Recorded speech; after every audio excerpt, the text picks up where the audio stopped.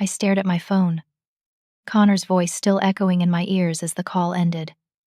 $5,000 for a networking dinner at some fancy restaurant downtown. When I refused, my brother screamed that I was selfish after everything Head done for our family as a doctor. I hung up and looked at the stack of medical school loan documents hidden in my closet for 2 years. Mom and Dad think Connor paid his own way through Northwestern. They have no idea I sacrificed my dream house, my savings, and my relationship to fund his education.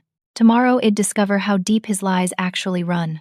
The memory hit me like a punch to the stomach as I sat in my cramped studio apartment, surrounded by the evidence of what I'd given up. 3 years ago, everything changed when that thick envelope arrived from Northwestern Medical School. Connor had been accepted into one of the most prestigious programs in the country, and our whole family celebrated like we'd won the lottery. But the celebration ended quickly when Dad pulled me aside in the kitchen that evening. His weathered hands shook as he showed me the financial aid letter. Even with scholarships, Connor would need $200,000 over 4 years. Dad's small construction business had barely survived the recession, and Mom's part-time job at the local library wasn't enough to cover their basic expenses, let alone medical school tuition. I still remember Mom crying at the kitchen table that night, saying they'd have to tell Connor to defer his admission for a year while they figured something out. The defeat in her voice broke my heart. Shed worked so hard to help Connor get through undergraduate school, taking on extra shifts and clipping coupons to stretch every dollar. That's when I made the decision that would change everything. I had $38,000 saved for a house down payment. Money had been setting aside for 3 years while working as a pediatric nurse. Without telling anyone, I withdrew every penny and started researching student loans I could take out in my name to cover the rest. The hardest part wasn't the money, though. It was losing Marcus. He'd been my boyfriend for 2 years, and we'd been planning our future together. When I started working double shifts and taking night classes toward my nurse practitioner degree, he couldn't understand why I was suddenly so unavailable. I couldn't tell him the truth about funding Connor's education, because I'd promised myself to keep it secret until Connor graduated and could start paying me back. Marcus thought I was pulling away from our relationship for no reason. The fights got worse when I had to cancel dinner plans because I'd picked up an extra shift, or when I fell asleep during movies because I was exhausted from working 16-hour days. He accused me of not prioritizing our relationship, and I couldn't explain that I was trying to save my family's future. The breakup happened on a rainy Tuesday evening in October. Marcus stood in my doorway and said he felt like he was dating a stranger. He couldn't understand why I'd become so secretive and distant. I wanted to tell him everything, but I'd made a commitment to Connor, and I intended to keep it. So I let the best relationship I'd ever had slip away rather than break my promise. For 4 years, I lived like a monk. Every spare dollar went toward Connor's tuition, room and board, textbooks, and living expenses. I gave up eating out, buying new clothes, going to movies, or taking vacations. My social life disappeared because I couldn't afford to do anything that cost money. My coworkers probably thought I was antisocial, but I was just broke. The worst part was watching Connor's social media posts during those years. Pictures from spring break trips to Cancun, fancy dinners with his medical school friends, expensive gadgets Head somehow acquired. When I asked him about these things, he always had explanations about study groups that paid for trips or friends who bought him gifts. I was working myself into the ground, and he seemed to be living better than he ever had at home. But I kept telling myself it would all be worth it when Connor graduated and became a doctor. He'd be able to pay me back, and maybe even help our parents retire comfortably. I was investing in our family's future, and that felt noble and important. The graduation ceremony 6 months ago should have been the proudest moment of my life. I sat in the back row of the auditorium, wearing my only decent dress and watching Connor walk across that stage. When they called his name, Dr. Connor Walsh, I felt a surge of emotion that almost overwhelmed me. All those years of sacrifice had led to this moment. But then came his graduation speech. Connor had been selected as the student speaker, and he stood at that podium thanking everyone who had helped him achieve his dream. He talked about our parents' unwavering support and sacrifice, how they'd believed in him even when times were tough. He mentioned professors, mentors, and friends who had guided him along the way. He never mentioned me. Not once. I told myself it didn't matter. The important thing was that Head succeeded, and soon He'd be able to start his residency and begin paying me back. Wed agreed that he'd start with small payments during his residency and increase them once he became a practicing physician. But those payments never came. Instead, Connor started his residency at Northwestern Memorial and seemed to forget all about our arrangement. When I brought it up during family dinners, Head changed the subject or promised to sit down and work out a payment plan later. Later never came. Then the strange comments started. A few months ago, I ran into Mrs. Patterson at the grocery store. She'd known our family since Connor and I were kids, and she made an odd remark about how generous Connor had become since becoming a doctor. She said something about it being wonderful that he was helping me through tough times. I didn't understand what she meant, but I was too confused to ask for clarification. Then my cousin Lisa mentioned during a family barbecue how impressed she was that Connor was supporting me while I figured out my career path. When I asked what she meant, she looked surprised and said Connor had told her it'd been going through some financial difficulties. That's when the pieces started falling into place. Connor hadn't just forgotten about paying me back, had been telling people that he was the one helping me. Somehow, in the span of 6 months, my brother had managed to rewrite history and make himself the generous one in our relationship. The phone call demanding $5,000 for a networking dinner was just the latest escalation in what I was beginning to realize was a much bigger problem. Connor wasn't planning to pay me back. He expected me to keep funding his lifestyle indefinitely, and had already started laying the groundwork to justify it by painting himself as my benefactor rather than my debtor. As I looked at those loan documents spread across my coffee table, I realized it'd been played by someone I'd trusted completely. The brother I'd sacrificed everything for had been planning to manipulate me all along, and I'd been too naive to see it coming. Sunday dinner at my parents' house had always been sacred in our family, but walking up the front steps of their modest ranch home that week felt different. I carried a folder full of bank statements and loan documents, my stomach churning with dread about what I was going to discover. Mom greeted me at the door with her usual hug, but there was something strained in her smile. Dad was quieter than normal during grace, and I noticed the way they kept glancing at each other across the dining room table. Something was definitely wrong. I waited until Wed finished Mom's pot roast before I brought up Connor's recent behavior. I mentioned the phone call about the $5,000, trying to gauge their reaction. Instead of concern or surprise, I saw something that looked almost like disappointment cross their faces. Mom set down her coffee cup and reached across the table to pat my hand. Her voice was gentle but firm when she said, "Babette, honey, I think you need to be more grateful for everything Connor has been doing for you." The words hit me like ice water. Grateful? For what? Dad cleared his throat and leaned back in his chair, his expression serious. He started telling me about the phone calls they'd been getting from Connor. Regular updates about my supposed financial struggles and emotional problems. According to Connor, I'd lost my job several months ago and had been too proud to tell them. He said I'd been battling depression and couldn't afford my rent or groceries. My hands started shaking as Dad continued. Connor had supposedly been sending me money every month to cover my basic expenses, paying for my therapy sessions, and even buying my groceries when I was too embarrassed to ask for help. Head told them I was struggling with anxiety about my career and needed time to figure out my next steps. The room started spinning as I realized the scope of Connor's manipulation. Every loan payment had been making on his medical school debt had been redirecting through some elaborate system to make it look like he was supporting me. The $347,000 I'd paid over the years had somehow been transformed into evidence of his generosity rather than my sacrifice. Mom's eyes filled with tears as she talked about how proud she was of Connor for taking care of his family. She said it reminded her of Dad's loyalty to his own siblings growing up. They'd been bragging to their friends about having such a compassionate son, someone who'd stepped up to help his sister when she was struggling. I tried to explain the truth, but the words stuck in my throat. How could I tell them that everything they believed was a lie? How could I prove that Connor had manipulated all of us for years? Dad's voice took on a sterner tone as he suggested that maybe it was time for me to stand on my own feet and stop depending on Connor's charity. He said Head raised me to be independent, and he was disappointed that I seemed to be taking advantage of my brother's success. The irony was overwhelming. Here were my parents lecturing me about independence while I'd been working myself to exhaustion for years to pay for Connor's education. They thought I was a burden when I'd actually been the one carrying the financial weight of our family's dreams. I excused myself to the bathroom and sat on the closed toilet seat, trying to process what I'd just learned. Connor hadn't just failed to pay me back. Head systematically destroyed my reputation with our parents while positioning himself as the family hero. Every sacrifice Id made had been twisted into evidence of my weakness and his strength.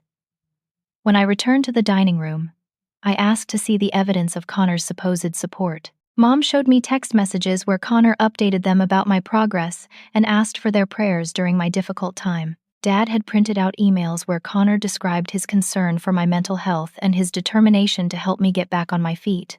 The level of detail in Connor's lies was staggering. Head created an entire narrative about my life that had nothing to do with reality. According to his version, I'd been fired from my nursing job for performance issues, had been evicted from my apartment, and was living in a studio that he was paying for while I attended therapy and tried to rebuild my confidence. None of it was true, but Connor had been so convincing that my parents had never thought to verify his claims with me directly. They'd assumed I was too ashamed to tell them the truth, so they'd been giving me space to work through my problems while privately worrying about my future. I left my parents' house that evening with a sick feeling in my stomach and a determination to get to the bottom of Connor's scheme. I spent the entire night going through my financial records, organizing every bank statement, loan payment, and receipt I could find. The paper trail was clear and undeniable. I'd paid for everything related to Connor's medical education, and I had the documentation to prove it.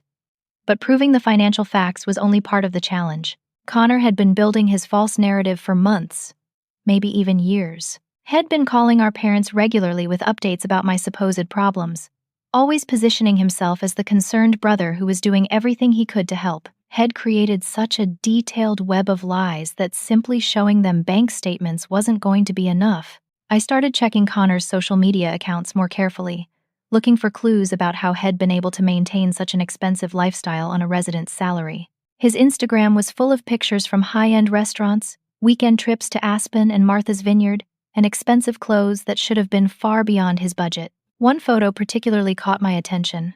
Connor was standing next to a brand new BMW in downtown Chicago, wearing a designer suit and holding the keys like He'd just purchased the car. The post was from 3 weeks ago, right around the time He'd started demanding money from me for networking dinners and other career expenses. I cross-referenced the dates of his expensive purchases with my loan payments and found a disturbing pattern. Every time I'd made a large payment toward his student loans, Connor's spending had increased. It was as if He'd been using my payments to free up his own income for luxury purchases, all while telling our parents that he was struggling financially to support me. The most sickening part was realizing how long this had been going on. Looking back through old photos and posts, I could see evidence of Connor's lavish spending throughout medical school. The spring break trips, the expensive dinners, the designer accessories I'd assumed were gifts from friends, had been funding all of it with money that should have gone toward his education. I'd been living like a college student for 4 years, denying myself every comfort and pleasure while Connor lived better than he ever had. And now, he expected me to continue funding his lifestyle indefinitely, while he told everyone that he was the one making sacrifices for family. The phone rang at 11:30 that night, jerking me out of my research. It was Connor, and his voice had an edge I'd never heard before. "Babette, Mom and Dad called me tonight. They said you seemed upset at dinner and were asking questions about our arrangement. I think we need to have a conversation about boundaries and expectations." The casual way he referred to his lies as our arrangement made my blood boil. But I kept my voice steady as I told him we definitely needed to talk. I suggested meeting for coffee the next morning, somewhere public where I could confront him with the evidence I'd compiled. Connor agreed, but there was something in his tone that made me nervous. He sounded too confident, too prepared. As I hung up the phone, I realized that Connor had been anticipating this confrontation for a while. He'd probably been planning his next move long before I figured out what he was doing. That night, I barely slept. I kept thinking about all the signs I'd missed, all the times Connor had manipulated conversations to avoid talking about repayment, all the excuses and deflections that should have raised red flags years ago. I'd been so focused on supporting my family that I'd failed to protect myself from the person I trusted most. But I was awake now, and I was done being played. The coffee shop Connor chose was one of those trendy places in downtown Chicago with artisanal pastries and $20 coffee drinks. I arrived early and picked a table near the window, spreading my documents out like armor against what I knew was coming. Connor walked in 15 minutes late, wearing a cashmere overcoat that probably cost more than my monthly rent. He greeted me with a casual smile and ordered an elaborate specialty drink before joining me at the table.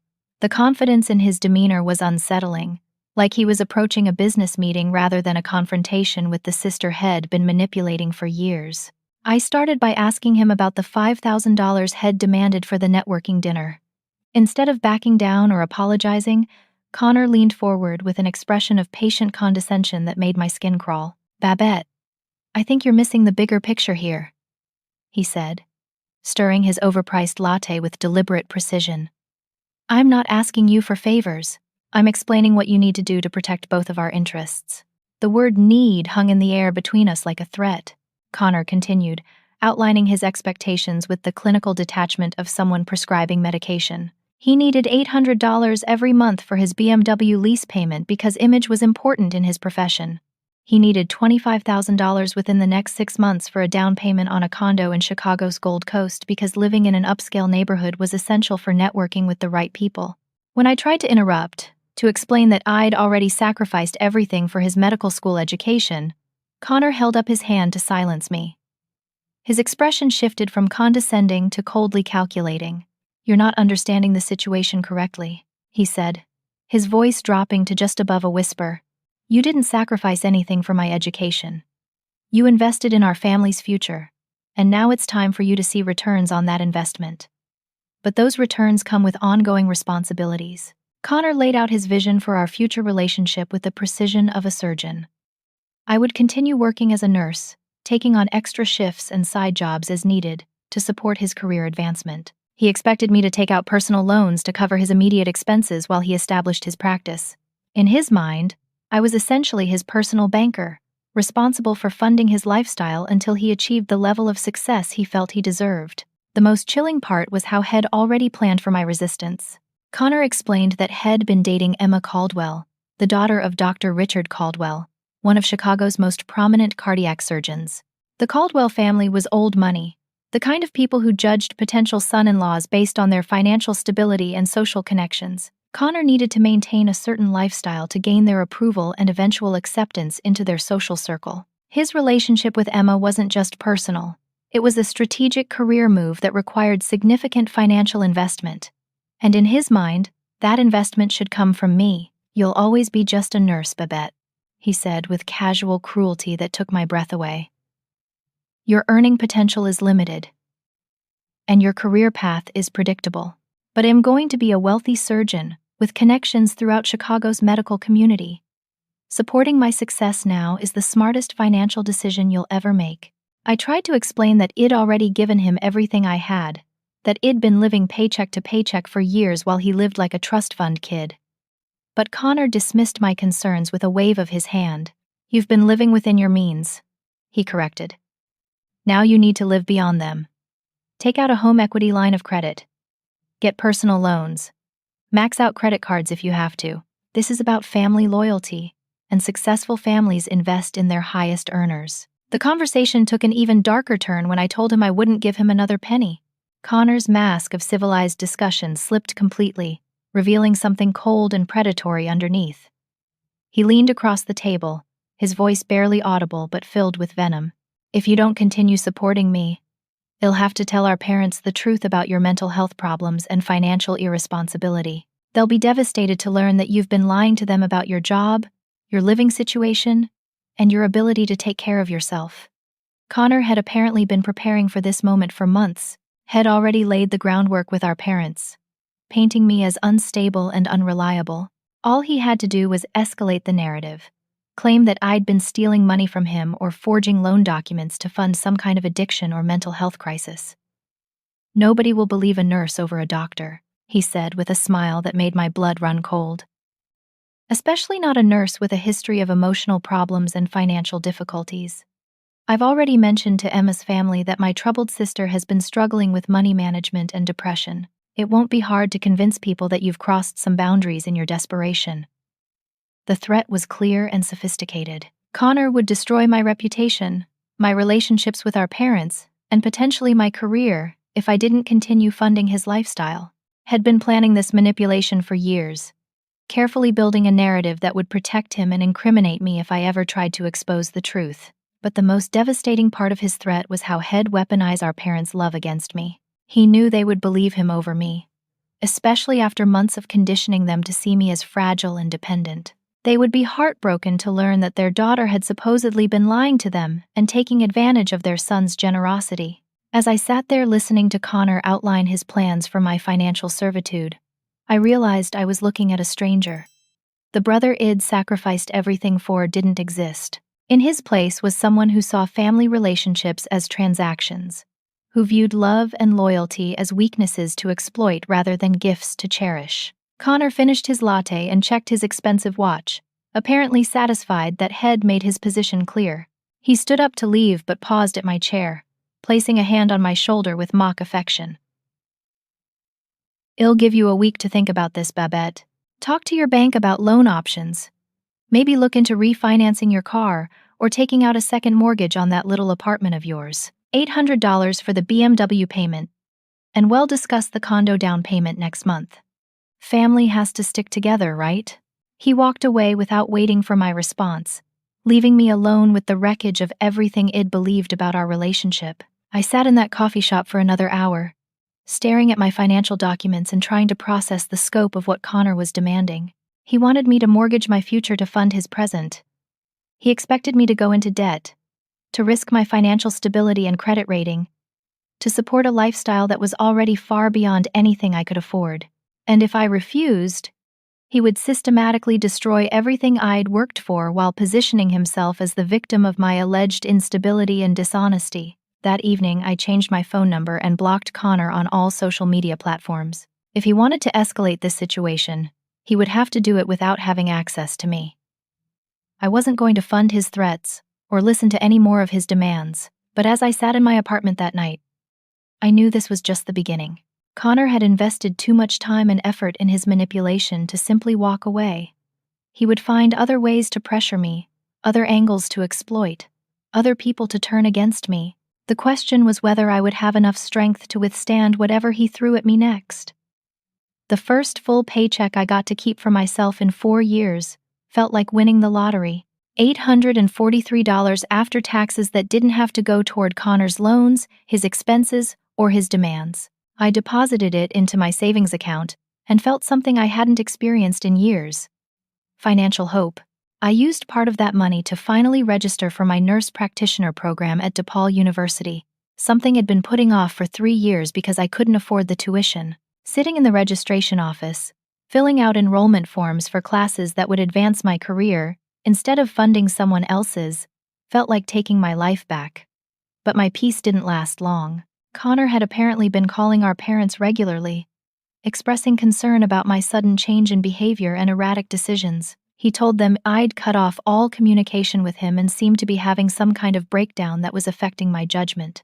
The voicemails started 3 days after I'd blocked his number.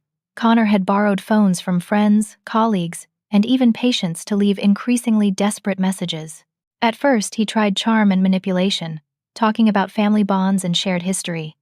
Then came guilt trips about everything he'd supposedly done for me. Finally, the messages turned threatening.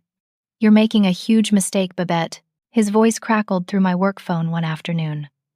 "I've been patient, but my patience has limits. You can't just disappear and pretend this relationship doesn't exist. We have obligations to each other, and I'm not going to let you forget that." The harassment escalated when Connor showed up at Northwestern Memorial Hospital where I worked. I was walking to my car after a 12-hour shift when I saw him waiting in the parking garage, leaning against his BMW with his arms crossed. The sight of him made my stomach drop. Connor followed me to my car, his voice echoing off the concrete walls as he demanded that I listen to reason. When I ignored him and tried to unlock my door, he grabbed my wrist hard enough to leave marks. "You're being selfish and childish," he hissed, his face inches from mine. "Do you have any idea what you're doing to our family? Mom has been crying every night because she thinks you're having some kind of mental breakdown. Dad is talking about staging an intervention because he's worried you've gotten involved with drugs or gambling." I jerked my arm away and told Connor that he was the one who had been lying to our parents, that everything they believed about our relationship was based on his manipulation and fraud. But Connor just smiled with that cold confidence that made my skin crawl. "Prove it," he said simply. "Go ahead and tell them your version of events. See who they believe. A respected medical resident with concerns about his troubled sister, or a nurse with a history of financial problems and emotional instability." Other hospital staff were starting to notice the confrontation. Dr. Richards, my supervisor, emerged from the elevator and approached us with obvious concern. Connor immediately shifted into performance mode, introducing himself as my brother and apologizing for the family emergency that had brought him to my workplace. "Babette has been going through a difficult time lately," he told Dr. Richards with practiced sincerity. "I'm worried about her emotional state and her ability to handle stress. Has she seemed different at work recently? Any changes in her performance or behavior that might indicate she's struggling?" The humiliation of watching Connor plant seeds of doubt about my professional competence was overwhelming. Dr. Richards assured him that my work had been exemplary, but I could see the confusion in her eyes. Why would my own brother be questioning my stability unless there was some truth to his concerns? After Dr. Richards left, Connor's mask dropped again. He told me I had 24 hours to reconsider my position or he would be forced to take more drastic measures to protect our family from my self-destructive choices. The next morning, I received a call from Northwestern Memorial's Employee Assistance Program. Someone had filed an anonymous report suggesting that I might be struggling with personal issues that could affect my job performance. The caller had expressed concern about my emotional stability and recommended that I be evaluated for fitness for duty. I knew Connor was behind the report, but I couldn't prove it. The hospital was obligated to investigate any concerns about employee welfare, so I had to attend a meeting with Human Resources and submit to a psychological evaluation to maintain my employment. The evaluation was humiliating and invasive. A staff psychiatrist asked detailed questions about my personal life, my relationships with family members, and my financial situation. Connor's narrative about my supposed problems had been so thorough that the psychiatrist seemed surprised when I tested completely normal for depression, anxiety, and substance abuse. But the damage was done. Word spread through the hospital that I was being evaluated for mental health issues. Colleagues who had worked with me for years started treating me differently, watching for signs of instability that Connor had convinced them to expect. The breaking point came 2 weeks later when I received a call from Dr. Angela Foster, the chief resident at Northwestern Memorial Hospital's internal medicine program. She asked if I could meet with her privately to discuss a matter involving my brother. Dr. Foster's office was on the 10th floor of the hospital, with floor-to-ceiling windows overlooking Chicago's skyline. She gestured for me to sit across from her desk, her expression grave. "I'm going to ask you some difficult questions about Connor," she said without preamble. "Hello. I'm delighted to assist you with our voice services. Choose a voice that resonates with you, and let's begin our creative audio journey together." But when confronted about the irregularities, Connor had claimed that Head been under financial pressure from family obligations. Specifically, Head told the hospital administration that his sister had been extorting money from him by threatening to expose embarrassing personal information unless he paid for her expenses. According to Connor's version, I had been blackmailing him for months, demanding money for rent, medical bills, and other personal expenses. He claimed that I'd threatened to ruin his reputation and career unless he continued to support me financially, and that the stress of this situation had driven him to make poor decisions about patient billing.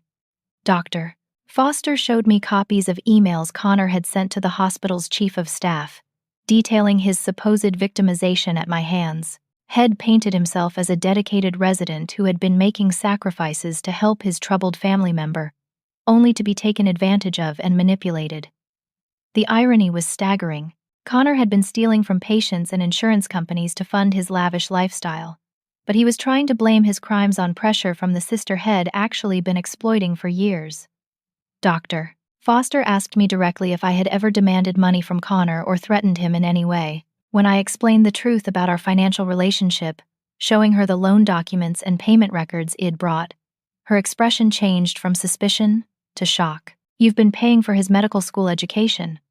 she asked, looking through the bank statements that proved my payments. "All of it." I nodded and explained the entire situation, how I'd sacrificed my savings, worked extra shifts, and taken out loans to fund Connor's education without our parents knowing. I showed her evidence of Connor's expensive lifestyle, his social media posts from luxury vacations, and the timeline of his increasing demands for money after graduation. Dr. Foster was quiet for a long time, studying the documents and cross-referencing them with Connor's employment records. Finally, she looked up with an expression of disgust and disbelief. "Connor Walsh is suspended from his residency program effective immediately," she said. "There will be a full investigation into his billing irregularities and fraudulent activities. The state medical board will also be notified, and there may be criminal charges depending on what the investigation reveals." As I left the hospital that afternoon, I felt a mix of relief and terror. Connor's professional downfall was justice for years of manipulation and abuse. But I knew it would also escalate his desperation and anger. A cornered animal was always the most dangerous, and Connor still had weapons he could use against me and our family. That evening, my phone rang with a call from a number I didn't recognize. When I answered, Connor's voice was barely controlled rage. "Congratulations, Babette. You've destroyed my career and ruined my life. I hope you're proud of yourself." I tried to explain that he had destroyed his own career through fraud and theft, but Connor cut me off. "This isn't over," he said. "If I'm going down, I'm taking you with me. Our parents are going to learn exactly what kind of person their daughter really is." The line went dead, leaving me alone with the certainty that Connor's next move would be even more devastating than anything he had done before. The call from Mom came at 6:30 in the morning, 3 days after Connor's suspension from the hospital. Her voice was strained and confused, nothing like the warm greeting I usually received. "Babette, honey, we need to talk. There are some things happening that we don't understand, and Connor says you might be able to explain them." My stomach clenched with dread. I knew Connor had spent those 3 days preparing his final manipulation, crafting a narrative that would destroy my relationships with our parents while positioning himself as the victim of my supposed crimes. Dad's pickup truck was already in my apartment complex parking lot when I arrived for our emergency family meeting. They sat in my living room looking older and more fragile than I'd ever seen them, clutching printouts of financial documents and official-looking letters that Connor had apparently provided. Connor arrived 20 minutes later, his appearance carefully calculated to evoke sympathy. He looked haggard and defeated, wearing a simple button-down shirt instead of his usual designer clothes. He hugged our parents with apparent emotional vulnerability, then sat across from me with wounded eyes. "I didn't want it to come to this," he began, his voice breaking with practiced emotion. "I've been trying to protect Babette and help her work through her problems privately, but the situation has gotten out of control." Connor laid out his version of events with devastating precision. According to his narrative, I had been struggling with mental health issues and financial irresponsibility for years. He claimed that I'd lost my job due to performance problems and had been too ashamed to tell our parents. Out of brotherly love and concern, had been supporting me financially while encouraging me to get professional help. But my problems had escalated, Connor explained. I'd become increasingly demanding and unstable, threatening to harm myself or destroy his career unless he continued giving me money. The stress of trying to help me while managing his own medical residency had driven him to make desperate decisions about patient billing, choices he deeply regretted but had felt were necessary to protect his family. The most damaging part of Connor's story was his claim that I'd been stealing his identity to take out loans and credit cards in his name. He showed our parents forged documents that allegedly proved I'd been using his personal information to obtain financing for my own expenses, while telling him that the money was for his medical school costs. Mom's eyes filled with tears as Connor described finding unauthorized credit cards and loan applications with his signature that he claimed I had forged. Dad's expression grew harder as Connor presented bank statements that supposedly showed suspicious transactions and money transfers that couldn't be explained by legitimate expenses. "I wanted to handle this privately," Connor said, reaching for Mom's hand. "I thought if I could just get Babette the help she needed, we could work through this as a family." But when she was confronted at the hospital about some irregularities in financial records, she tried to blame me for things she had done herself. I tried to interrupt, to present the real evidence that proved Connor's lies, but he was prepared for that too. Connor claimed that any documentation I provided had been falsified, that I'd become expert at creating fake financial records to cover my tracks and manipulate people who cared about me. The saddest part, Connor continued, his voice thick with manufactured grief, is that Babette has convinced herself that her version of events is true. She genuinely believes that she paid for my medical school, that she's been the victim instead of the perpetrator. It's a classic symptom of the psychological issues she's been struggling with. Our parents looked at me with a mixture of concern and disappointment that broke my heart. Everything I said in my defense sounded desperate and unbelievable when filtered through Connor's narrative of mental illness and financial manipulation. Dad asked to see my bank records, and I provided them willingly. But Connor had anticipated this too. He pointed out that digital records could be easily manipulated, that someone with my supposed technical skills could alter online statements to support any story I wanted to tell. When I showed them my original loan applications in my own handwriting, Connor claimed that I'd learned to forge his signature so accurately that even he couldn't tell the difference. When I produced receipts for payments I'd made toward his medical school expenses, Connor suggested that I'd created fake documentation to hide the fact that I'd been stealing money intended for legitimate purposes. The confrontation escalated when Connor pulled out his final weapon, a police report head filed claiming identity theft and financial elder abuse. According to the report, I had been using his personal information to obtain credit and had been manipulating our elderly parents to gain access to family financial resources. I didn't want to involve law enforcement, Connor said, tears streaming down his face. But Babette's behavior has become dangerous. Not just to me, but potentially to Mom and Dad as well. She needs professional help, and sometimes that requires legal intervention. The room felt like it was spinning as I realized the scope of Connor's preparation. He'd spent months, maybe years, building this alternative reality where I was the villain and he was the concerned family member trying to protect everyone from my alleged crimes and mental illness. 2 hours later, there was a knock at my door. 2 Chicago police detectives stood in my hallway with questions about forged documents, identity theft, and financial fraud. Connor's police report had triggered an official investigation, and they needed to interview me about my brother's allegations. Detective Sarah Martinez was professional, but skeptical as she reviewed the evidence Connor had provided. She asked detailed questions about my financial relationship with Connor, my employment history, and my access to his personal information.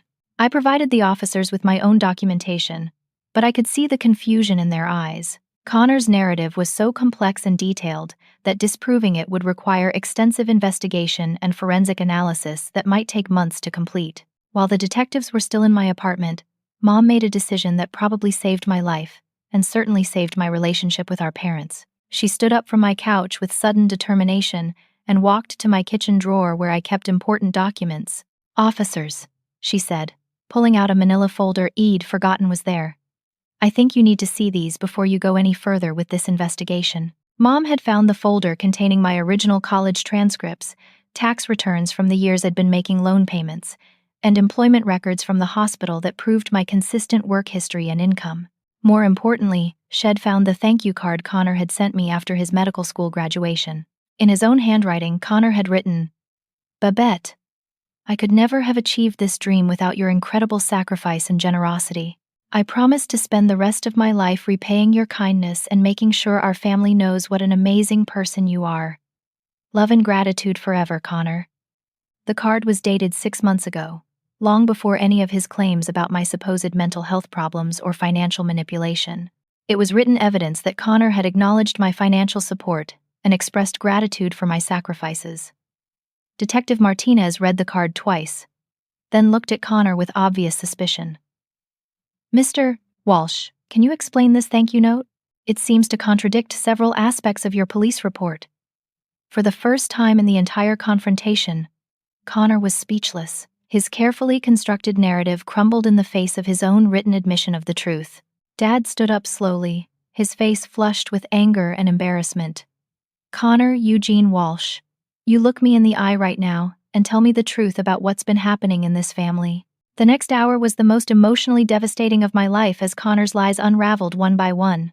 Under pressure from the detectives and our parents, he finally admitted that I had paid for his medical school education and that had been manipulating everyone to avoid repaying his debt to me. But even in confession, Connor tried to minimize his responsibility. He claimed that Head felt pressured by family expectations and had made poor choices under stress. He suggested that the situation had spiraled beyond his control and that Head never intended to hurt anyone. The detectives left with a warning that filing false police reports was a serious crime and that they would be investigating Connor's fraud allegations at the hospital as well. Connor's professional and legal problems were just beginning. After everyone left, I sat in my apartment with Mom and Dad, surrounded by the evidence of years of manipulation and lies. Dad apologized with tears in his eyes, admitting that they should have trusted me and verified Connor's claims before accepting them as truth. Mom held me while we both cried, mourning not just the pain of the last few years but the loss of the family we thought we'd been. The brother we'd loved and supported had never really existed. In his place was someone capable of manipulating the people who loved him most, someone willing to destroy family relationships to protect his own interests. That night, Connor's former fiancée Emma Caldwell called me. News of his suspension and the fraud investigation had reached the prominent medical families in Chicago, and the Caldwells had immediately severed all ties with Connor. Emma wanted to apologize for any role her family's social expectations had played in pressuring Connor to maintain an expensive lifestyle, and she wanted to warn me that Connor had been making threats about disappearing before facing the legal consequences of his actions. As I lay in bed that night, I realized that Connor's public humiliation and professional downfall were complete. But I also knew that desperate people often made dangerous choices, and Connor still had nothing left to lose. The worst might still be ahead. Connor's text message arrived at 2 a.m, sent from a number I didn't recognize. The words on my phone screen made my blood run cold. "If you don't wire me $50,000 by noon tomorrow, you'll never see me alive again.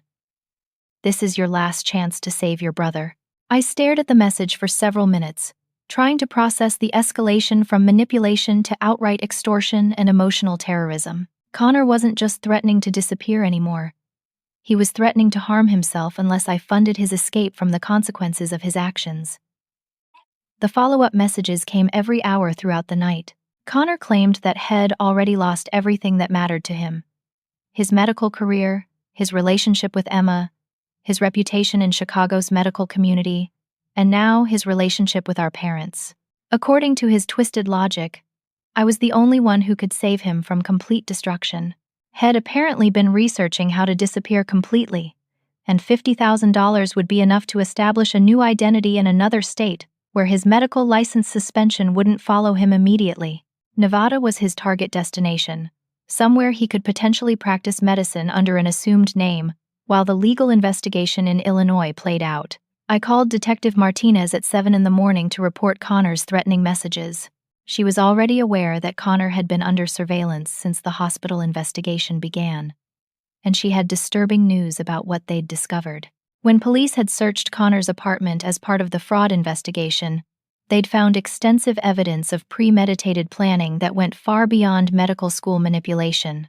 Connor had been researching identity change procedures, forging reference letters, and creating false employment applications for months. Had been preparing to reinvent himself in another state long before his scheme unraveled. Even more disturbing were the journals Detective Martinez described.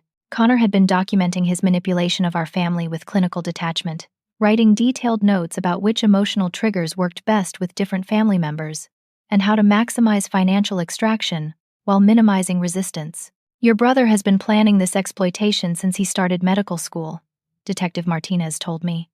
"The journals show calculated manipulation going back 4 years. He deliberately sabotaged your relationship with your ex-boyfriend because he viewed it as a threat to his financial control over you." The revelation about Marcus hit me like a physical blow. Connor hadn't just passively benefited when my relationship ended. Had actively worked to destroy it because a serious boyfriend might have interfered with his ability to manipulate me financially. Detective Martinez also revealed that Connor had been planning to eventually frame me for identity theft once Head extracted as much money as possible from our relationship. The false police report hadn't been a desperate last resort. It had been part of a long-term strategy to discredit me if I ever tried to expose his crimes. But Connor's current threats were the most immediate concern. Head made statements to several people about disappearing forever if he couldn't find a way to escape his legal troubles. Federal agents were now involved because threatening to harm oneself, to extort money from family members, crossed into federal jurisdiction. At 11:30, just 30 minutes before Connor's deadline, FBI agents arrested him at O'Hare International Airport. Had been attempting to board a flight to Las Vegas with fake identification and over $15,000 in cash. Additional evidence found in his possession included forged medical credentials, falsified references from Chicago hospitals, and detailed plans for establishing a new identity in Nevada. Connor's arrest made the local news that evening. The story of a medical resident who defrauded patients and manipulated his family for years captured public attention, especially when details emerged about the scope of his financial crimes and emotional manipulation. The phone call from Connor in county jail came 2 days later.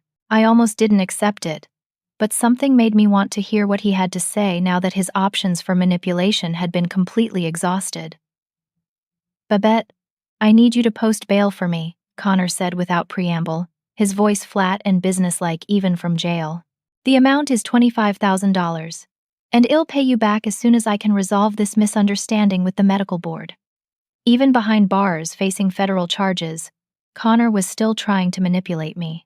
He referred to his crimes as a misunderstanding and expected me to provide more money to help him escape the consequences of his actions. I told Connor clearly and calmly that I would never give him another dollar for any reason. More importantly, I explained that I was prepared to testify against him in court about his years of financial manipulation and fraud. The evidence I'd compiled would help prosecutors prove the pattern of calculated deception that had characterized our relationship. Connor's response revealed the depth of his psychological detachment from normal human emotion. He didn't express remorse for the pain Had caused our family or regret for the opportunities Had destroyed through his choices. Instead, he was angry that I was refusing to help him continue avoiding responsibility. "You're making a mistake," he said, his tone turning cold and threatening even from jail. "I still have information that could damage your reputation and career. Cutting me off completely isn't in your best interests." I hung up on him and immediately filed a restraining order to prevent any further contact. Connor had nothing left to threaten me with. No more lies to tell. No more family relationships to manipulate. His power over me was finally broken. The news coverage of Connor's case had an unexpected consequence. I started receiving calls from other people who had been manipulated by him over the years. Medical school classmates who had lent him money and never been repaid. Former girlfriends who had paid for expensive dates and vacations after Connor claimed temporary financial difficulties. Even our high school friends who remembered Connor borrowing money for various emergencies that never seemed to get resolved. The pattern was always the same. Connor identified people who cared about him, created false narratives about temporary difficulties or family emergencies, and extracted as much financial support as possible before moving on to new targets. I hadn't been his only victim. I'd just been his most consistent and generous one. 3 weeks after his arrest, Connor pleaded guilty to federal fraud charges and received a 4-year prison sentence. His medical license was permanently revoked, and he was ordered to pay restitution to all his victims, including the insurance companies and patients Had defrauded at the hospital. On the day of his sentencing, I sat in the back of the federal courtroom and watched my brother accept responsibility for his crimes. For the first time in years, Connor was forced to face the consequences of his choices without being able to manipulate anyone else to shield him from the reality of what Had done. As the judge read the sentence, I felt a profound sense of closure. Justice had been served not through revenge or retaliation, but through the simple process of truth finally being acknowledged and consequences being applied.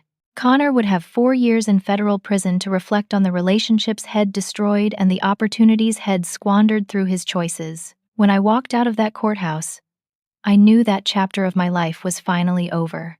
3 months after Connor's sentencing, I was sitting in my first graduate-level pathophysiology class at DePaul University, surrounded by other nurses advancing their careers and expanding their knowledge. The professor was discussing cardiac function, and I found myself thinking about how different my life had become since I'd stopped funding someone else's dreams and started investing in my own.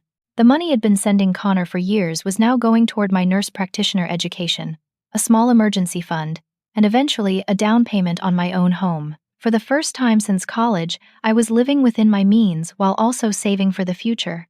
My parents had struggled with guilt and shame about their role in Connor's manipulation. Mom started seeing a therapist to process the complex emotions of loving a son who had deliberately deceived and manipulated his entire family. Dad took a part-time job at a local hardware store to help rebuild the family finances that had been damaged by years of believing Connor's lies about my supposed financial problems. The most significant healing came when Dad decided to take out a reverse mortgage on their modest home to repay some of what Id sacrificed for Connor's education. I tried to refuse the money, but Dad insisted that accepting it was part of his process of making amends for not protecting me when I needed protection. "A father's job is to keep his children safe," he told me with tears in his eyes. "I failed you by believing lies instead of asking questions. Let me try to fix what I can fix." The $18,000 from the reverse mortgage wasn't nearly equal to what I'd given Connor, but it represented something more valuable than money: acknowledgement of my sacrifice and genuine remorse for the pain it endured while trying to help our family. Mom's healing process was more complicated. She joined a support group for families affected by financial abuse and discovered that Connor's behavior fit well-established patterns of psychological manipulation. Learning that we weren't the first family to experience this kind of exploitation helped her process her feelings of shame and self-blame. 1 year after Connor's sentencing, I received the first letterhead written from federal prison. I almost threw it away without reading it, but curiosity got the better of me. The letter was different from anything Connor had ever said to me before. It contained genuine remorse and acknowledgement of the pain Head caused. "Babette," he wrote, "I've had a year to think about what I did to you and our family, and am writing to take full responsibility for my actions without asking for anything in return. You sacrificed everything to help me achieve my dreams, and I repaid your generosity with manipulation, lies, and threats. There is no excuse for what I did, and I don't expect forgiveness." Connor's letter went on to detail his understanding of how his behavior had affected each member of our family. He acknowledged the relationship with Marcus, that Head deliberately sabotaged, the financial security Head stolen from me, and the trust Head destroyed with our parents. Most importantly, he expressed genuine remorse for the psychological harm Head caused by gaslighting me and trying to make me doubt my own memory and perception of events. "I know that sorry isn't enough," he continued. "I know that my actions have consequences that can't be fixed with apologies, but I want you to know that I understand the magnitude of what I did, and am committed to becoming someone who deserves your forgiveness, even if that forgiveness never comes." The letter ended with information about the educational programs Connor was pursuing in prison and his plans to dedicate his life to helping others once he was released. He would never practice medicine again, but he hoped to find meaningful work in addiction counseling or financial literacy education, where his personal experience with manipulation and fraud might help prevent others from making similar choices. I wrote back to Connor once, 6 months later. I told him that I appreciated his acknowledgement of the harm Head caused, and that I hoped he would follow through on his commitment to positive change. I also made it clear that our relationship would never return to what it had been before, but that I wished him success in building a better life for himself. Forgiving Connor was a process that took several years and involved a lot of therapy. I learned to distinguish between forgiveness and reconciliation, understanding that I could release my anger and resentment without necessarily rebuilding a relationship with someone who had caused so much damage. The most unexpected part of my healing was reconnecting with Marcus. He reached out to me after seeing a news article about Connor's arrest, wanting to apologize for not understanding what I'd been going through during our relationship. Head always wondered why I'd become so secretive and distant, and learning about Connor's manipulation helped him understand that my behavior hadn't been about our relationship, but about protecting my family. We started slowly, meeting for coffee and gradually rebuilding the friendship that had been destroyed by Connor's interference. Marcus was completing his master's degree in environmental science, and I was finishing my nurse practitioner program. We were both different people than we'd been 5 years earlier, shaped by experiences and growth that had taught us important lessons about communication, trust, and supporting each other's goals. 2 years after Connor's sentencing, Marcus and I bought our first house together, a small cottage in a quiet neighborhood with a yard big enough for the rescue dog I'd adopted, and the garden we planned to start together. The down payment came from money I'd saved during the 2 years since I'd stopped funding Connor's lifestyle, combined with the settlement from the reverse mortgage on my parents' home. Standing in the backyard of our new home on a Saturday morning in spring, planting tomatoes and peppers while my parents helped design the layout for our vegetable garden, I realized how much my life had changed. The relationships in my family were based on honesty and mutual support, rather than manipulation and exploitation. My career was advancing according to my own goals and timeline. Most importantly, Id learned to value my own well-being alongside my love for family members. The scholarship fund I established at DePaul University provides financial assistance to nursing students from low-income families. Every year, I meet with the recipients and share my story about the importance of education, financial independence, and setting healthy boundaries even with people we love. Many of these students are the first in their families to attend college, and they understand the pressure to sacrifice personal goals for family obligations. Family loyalty is important, I tell them during our annual dinner, but real love means being honest with each other and supporting individual growth rather than enabling destructive behavior. You can help your family best by becoming strong and successful yourself, not by sacrificing your future to solve their immediate problems. Connor was released from federal prison after serving 3.5 years of his 4-year sentence. He moved to a halfway house in Milwaukee and found work at a nonprofit organization that provides financial counseling to people struggling with debt. According to our parents, who maintain limited contact with him, Connor has remained committed to making positive changes in his life and helping others avoid the financial and ethical mistakes that destroyed his medical career. I haven't seen Connor since his sentencing, and I'm not sure I ever will. Sometimes healing means learning to love someone from a distance while protecting yourself from their potential to cause harm. Connor will always be my brother, but he will never again have the power to manipulate or exploit my love for family. 5 years after Connor's arrest, I was promoted to lead pediatric nurse practitioner at Children's Memorial Hospital, supervising a team of 12 nurses and nurse practitioners. The position came with a salary that finally reflects the value of my education and experience. Money that belongs entirely to me and my goals for the future. Marcus and I were married in a small ceremony in our backyard, surrounded by family and friends who had supported us through the difficult years of rebuilding our relationship and healing from Connor's manipulation. Dad walked me down the aisle with tears in his eyes, and Mom served as my matron of honor. The wedding was simple and meaningful, focused on celebrating love and commitment rather than impressing anyone with expensive displays. During my wedding speech, I talked about the importance of surrounding yourself with people who support your growth and happiness rather than those who seek to exploit your generosity. I thanked my parents for learning from their mistakes and supporting my healing process. Most importantly, I thanked Marcus for his patience and understanding during the years when I couldn't explain why I was struggling financially and emotionally. The life lesson that emerged from my experience with Connor is complex but important. Love and loyalty are precious gifts that should be given to people who honor and reciprocate them. Enabling destructive behavior isn't kindness, it's collaboration in someone else's self-destruction. Real family love means holding each other accountable, telling difficult truths, and supporting positive growth rather than subsidizing harmful choices. Protecting yourself from manipulation doesn't make you selfish or unloving. It makes you wise. And sometimes the most loving thing you can do for someone is to stop enabling their worst impulses and force them to face the consequences of their actions. Connor's manipulation taught me the difference between guilt and responsibility, between sacrifice and exploitation, between love and control. Those lessons have made me a better nurse, a better partner, a better daughter, and a better person. Today, I work with families facing medical crises, helping them navigate complex healthcare decisions while supporting each other through difficult circumstances. The experience of being manipulated and betrayed by someone I trusted completely has given me insight into the dynamics of family stress and the importance of honest communication during crisis situations.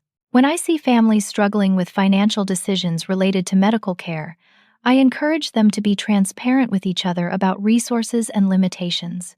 I've learned that secrets and hidden sacrifices often create more problems than they solve, and that sustainable help requires honest assessment of what each family member can contribute without damaging their own future. The woman I am today is stronger, wiser, and more self-aware than the person who naively funded Connor's medical education without protecting her own interests. I've learned to trust my instincts, set firm boundaries, and recognize manipulation before it can take root in my relationships. Connor's betrayal was devastating, but it also taught me lessons about resilience, recovery, and the difference between being victimized and remaining a victim. I chose to use my experience as education rather than allowing it to embitter me against trusting anyone ever again. Sometimes I wonder what would have happened if I'd been more skeptical of Connor's requests from the beginning, if I'd insisted on transparency and accountability before sacrificing so much for his education. But I've made peace with my choices because they came from a place of love and generosity, even if that love was exploited. The important thing is that I learned to recognize manipulation and protect myself from it in the future. I learned to value my own dreams and goals alongside my desire to help family members. Most importantly, I learned that justice doesn't always come through revenge or punishment, but sometimes through the simple process of truth being acknowledged and consequences being applied fairly. Today, as I write this story, Connor has been out of prison for 6 months. According to Mom, he's maintained steady employment, completed a certification program in financial counseling, and has been attending therapy to address the psychological issues that led to his manipulative behavior. He hasn't asked for money or tried to contact me directly, which suggests that he may finally understand the importance of respecting boundaries. I hope Connor has truly changed and that he's building a life based on honesty and genuine contribution to society. But whether he has or hasn't doesn't affect my well-being anymore. I've built a life that belongs to me, surrounded by people who love and support me without trying to exploit that love. The cottage Marcus and I share is filled with laughter, honest conversation, and plans for the future. Our garden produces enough vegetables to share with neighbors and donate to the local food bank. My career provides intellectual challenge, emotional satisfaction, and financial security. My relationship with our parents has been rebuilt on a foundation of truth and mutual respect. Most importantly, I've learned to protect and nurture my own dreams while still being generous and supportive to the people I love.